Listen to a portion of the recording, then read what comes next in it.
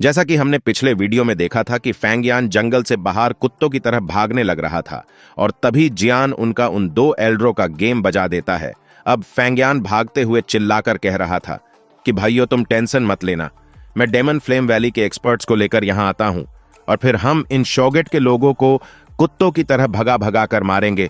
लेकिन तभी जियान फैंगयान को भागते हुए ही मार देता है और उसे मारने के बाद उसकी स्पेस स्टोरेज रिंग को निकालकर उसमें से क्रिएशन फ्लेम स्किल के स्क्रोल को निकाल लेता है, क्योंकि वो उसके फ्लेम मंत्रा को और अच्छे से स्टेबल करने में बहुत हेल्प करेगा यहां तक।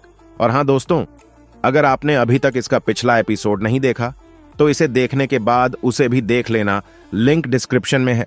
तो अब वीडियो शुरू करते हैं। अब जियान अपनी फाइट खत्म करके बाकियों की हेल्प करने के लिए चला जाता है और इधर लिटिल गर्ल जिया अभी के लिए कुछ सही हालत में नहीं थी, क्योंकि जब भी वो यंग मास्टर मो पर अटैक करती थी तो लिटिल गर्ल जिया के अटैक को मोया अपनी सीक्रेट टेक्निक्स का यूज करके बहुत धीमा कर देता था, जिससे मोया को ज्यादा नुकसान नहीं होता था।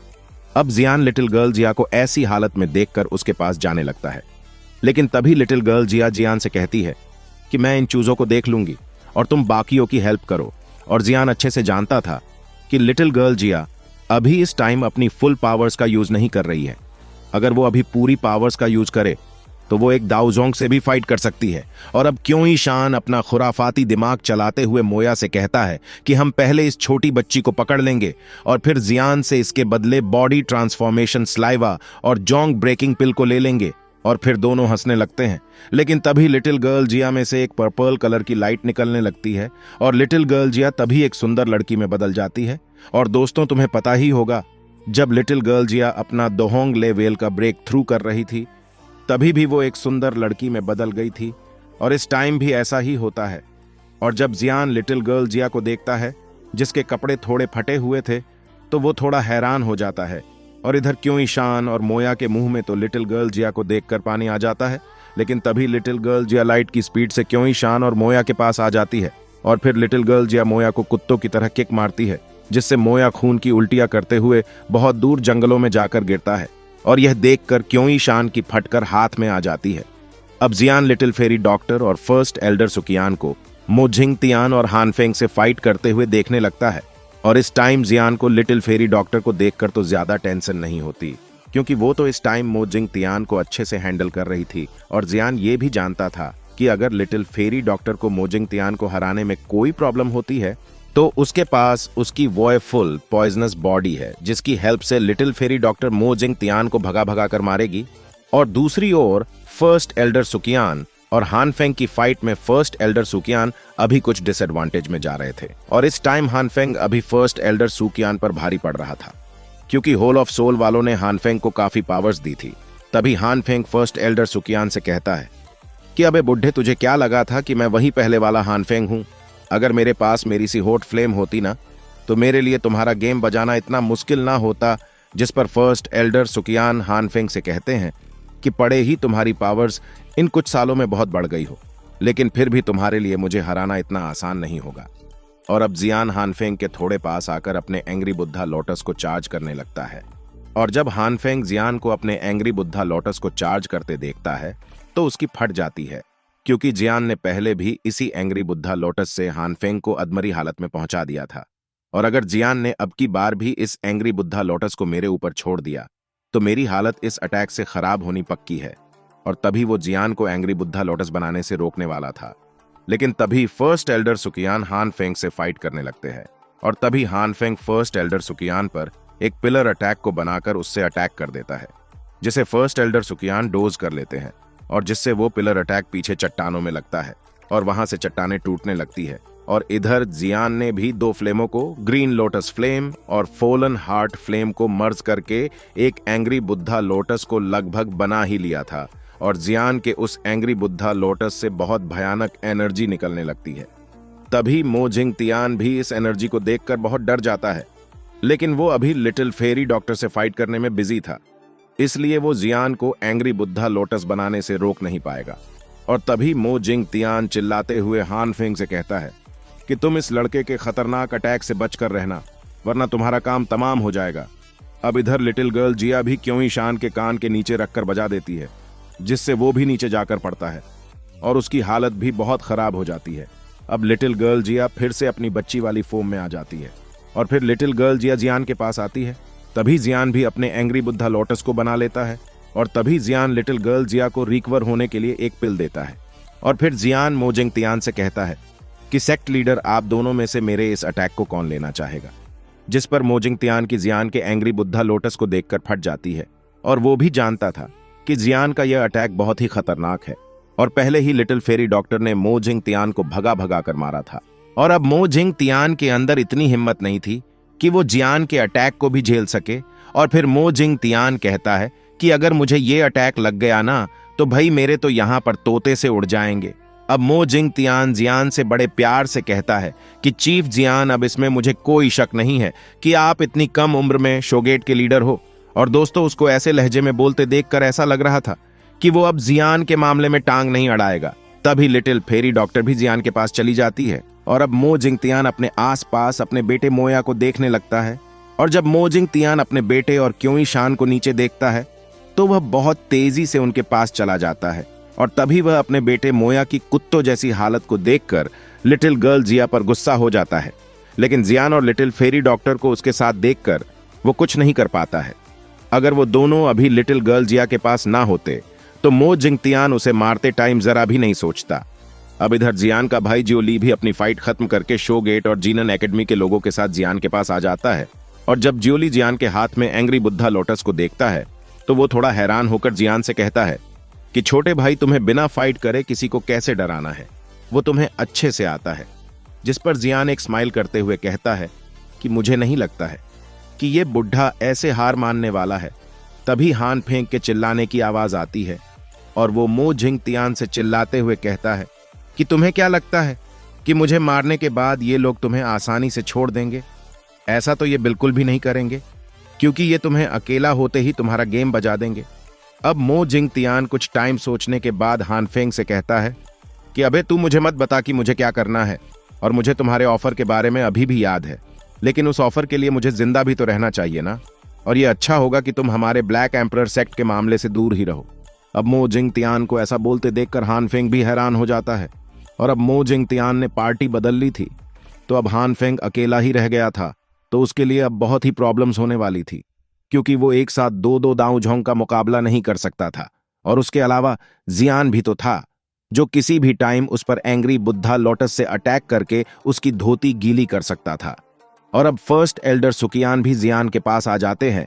तभी हान फेंग हंसते हुए कहता है कि पड़े ही आज तुम इस बॉडी ट्रांसफॉर्मेशन स्लाइवा को यहां से ले जाओ, लेकिन तुमने डेमन फ्लेम वैली के लोगों को मारकर उनसे पंगा ले लिया है, और अब डेमन फ्लेम वैली का फाउंडर ओल्ड डेमन घोस्ट तुम लोगों को नहीं छोड़ेगा, क्योंकि उसकी पावर्स दाओजोंग के 5 या 6 स्टार पर है, और वो तुम्हारे जीनन एकेडमी के हेडमास्टर के टाइम का ही है। और चाहे तुम्हारे साथ जीनन एकेडमी का भी साथ हो, फिर भी तुम उससे नहीं लड़ पाओगे। जिस पर जियान कहता है कि क्या डेमन फ्लेम वैली का फाउंडर ओल्ड डेमन घोस्ट? तभी फर्स्ट एल्डर सुकियान भी ओल्ड डेमन घोस्ट का नाम सुनकर हैरान हो जाता है। और फिर जियान फर्स्ट एल्डर सुकियान से कहता है कि हमारे पास जीनन एकेडमी के हेडमास्टर भी तो है ना, और वो इस ओल्ड डेमन घोस्ट का तबला बजा देंगे। जिस पर फर्स्ट एल्डर सुकियान जियान से कहते हैं, लेकिन मैंने भी उनको बहुत टाइम पहले देखा था, और अब जियान को देखकर ऐसा लग रहा था कि वो इस टाइम हान फेंग से फाइट नहीं करना चाहता था, क्योंकि अगर जियान हान फेंग से फाइट करता है तो उनकी भी थोड़ी बहुत पावर्स खत्म हो जाएगी, और फिर जो लोग उनको लालची कुत्तों की तरह देख रहे थे, क्या पता वे उन पर अटैक कर दे। और तभी जियान अपने एंग्री बुद्धा लोटस को अपने सिर के ऊपर कर लेता है, जिससे जो भी लोग उनसे बॉडी ट्रांसफॉर्मेशन स्लाइवा को छीनना चाहते थे वे सब कुत्तों बिल्लियों की तरह वहां से भाग जाते हैं। और फिर जियान का ग्रुप भी वहां से चला जाता है, और हान फेंग अभी भी जियान के ग्रुप को जाता हुआ देख रहा था। कुछ टाइम के बाद जियान अपने ग्रुप को लेकर वहां से गायब हो जाता है, और फिर हमें सीन दिखाया जाता है ब्लैक एम्परर सिटी के बाहर एक जंगल का, जहां पर जियान अपने ग्रुप के साथ आराम कर रहा था। तभी शोगेट और जीनन एकेडमी के लोग जियान को नीचे झुककर ग्रीड करते हैं, और फिर वो जियान से कहते हैं कि अब हमारा पीछा कोई भी नहीं कर रहा है, और अगर कुछ लोग हमारा पीछा कर भी रहे थे तो हमने उनको ठिकाने लगा दिया है। अब जियान एक फर्स्ट एल्डर सुकियान से पूछता है कि हमें जीनन एकेडमी में जाने में और कितना टाइम लगेगा, जिस पर वो जियान को बताता है हम शायद परसों तक जीनन एकेडमी पहुंच जाए। और फिर जियान अपने ग्रुप को लेकर वहां से निकल जाता है, और तभी भी कुछ लोग छुपकर जियान और उसके ग्रुप का पीछा कर रहे थे, ताकि वे उनसे बॉडी ट्रांसफॉर्मेशन स्लाइवा छीन सके। और तभी जियान अपने भाई जियो ली से कहता है कि अगर तुम्हारे आगे कोई दुश्मन आए तो तुरंत उसका गेम बजा देना, लेकिन अगर वो तुमसे ज्यादा स्ट्रांग हो तो तुम लोग उससे पंगा मत लेना। और अब जियान का ग्रुप जीनन एकेडमी की ओर जाने लगता है और रास्ते में 3 दोहोंग एक्सपर्ट्स ने भी जियान के ग्रुप पर अटैक किए थे, लेकिन उनकी फूटी किस्मत ने उनका साथ नहीं दिया, क्योंकि जियान के पास 2-2 दाओजोंग थे और लिटिल फेरी डॉक्टर और फर्स्ट एल्डर सुकियान के आगे वे चिल्लर कब तक टिक पाते। इसलिए वे अपनी बहुत ही मजे के साथ धुलाई करवाकर वहां से निकल लिए थे। अब जियान अपने ग्रुप को बहुत थका हुआ देखकर एक जगह रुक जाता है और जब जियान आग के पास बैठा हुआ था तो जियान अपने लोगों की दुबली पतली हालत को देखकर उनको कुछ पिल्स देता है, जिससे वो सभी बहुत खुश हो जाते हैं। और फिर जियान लिटिल फेरी डॉक्टर को कुछ इशारा करके वहां से अपनी नई रूलर टेक्निक्स को सीखने के लिए एक अच्छी जगह पर आ जाता है, जहां पर झरना भी था। और अब जियान कुछ टाइम तक स्क्रोल को बाहर निकालकर बैठकर पढ़ने लगता है और तभी जियान की रिंग में से बॉडी ट्रांसफॉर्मेशन स्लाइवा का बॉक्स बिना जियान की इजाजत के बाहर निकलकर एक आकृति के पास चला जाता है। और यह आकृति और कोई नहीं बल्कि ओल्ड यिंगशान था और वह उस बॉक्स को लेकर बहुत तेजी से वहां से भागने लगता है।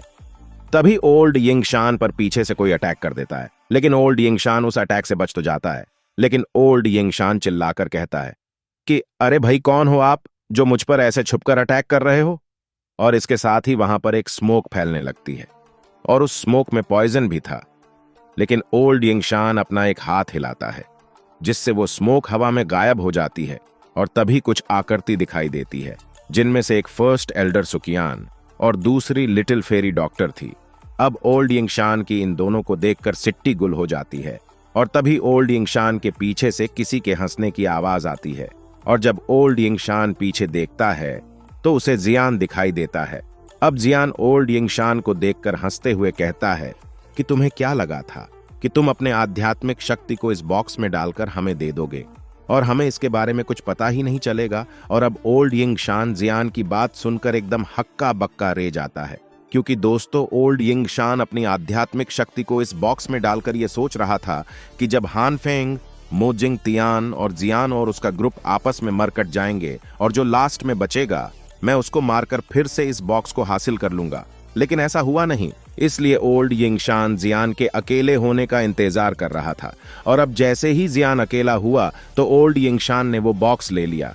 अब ओल्ड यिंगशान जियान से कहता है कि जब तुम्हें मेरी चालाकी के बारे में पता था तो तुमने तभी मुझ पर अटैक क्यों नहीं किया। जिस पर जियान कहता है मुझे उस टाइम एक और दुश्मन नहीं बनाना था, अगर मैं ऐसा करता तो तुम फिर हानफेंग की साइड हो जाते और फिर हमारे लिए 3-3 दाओजोंग से फाइट करना आसान नहीं होने वाला था। और मुझे तो ये भी पता है कि अभी भी तुम एक आध्यात्मिक शक्ति से बने अवतार का यूज कर रहे।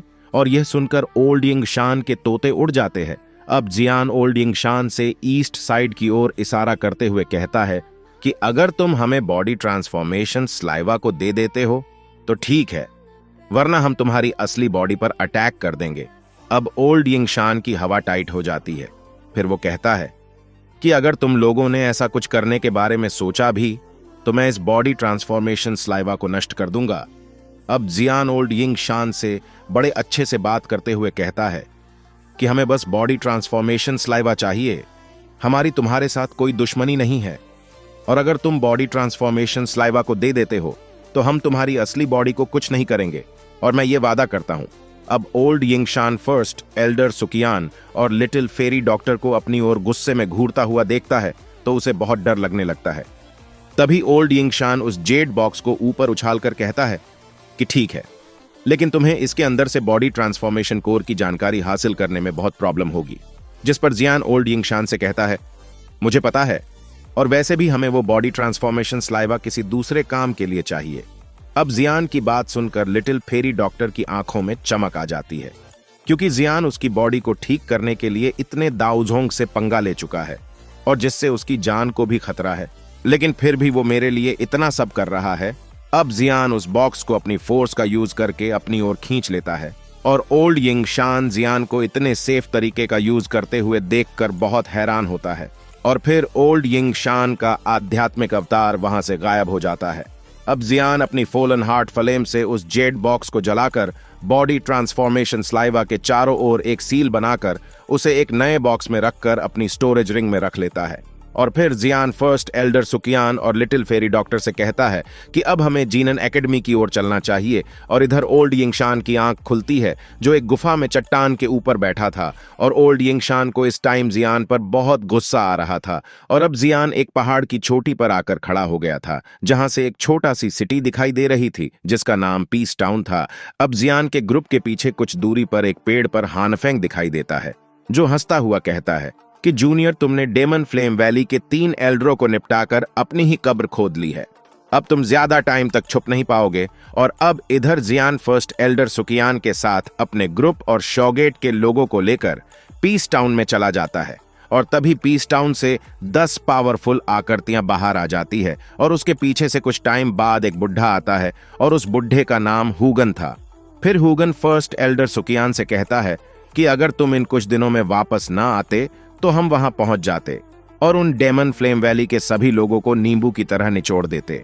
जिस पर फर्स्ट एल्डर सुकियान हुगन से हंसते हुए कहते हैं कि अगर तुम्हें दाओजोंग में ब्रेक थ्रू करना है तो तुम्हें अपने गुस्से पर काबू करना पड़ेगा।